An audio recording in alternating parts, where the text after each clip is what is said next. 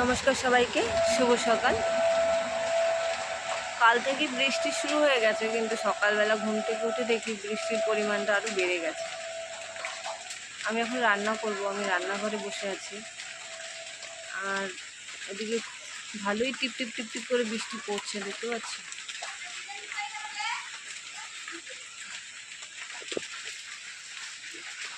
আমাদের বাড়িতেও বেশ চারিপাশ রং হয়ে গেছে, এখন সামনেরটাই শুধু বাকি আছে, সামনের থেকে। আর উনুনে দেখো গরুর খাবার রান্না বসিয়েছি। এত বৃষ্টি হচ্ছে যে উনুনে জল উঠে গেছে, উনুন জ্বলছে না।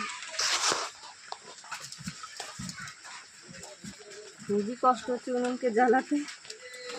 আর আজকে সকালে ব্রেকফাস্টে আমাদের মেনু হলো খুদের ভাত, আলু ভাজা। চলো তোমাদের সাথে আবার পরে হচ্ছে কথা।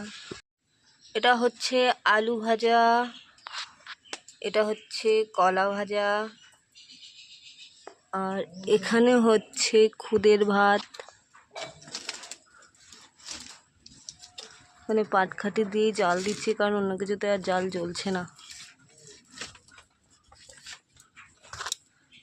আর আমি না কড়াইতে রান্না করতে পারি না খুদের ভাত।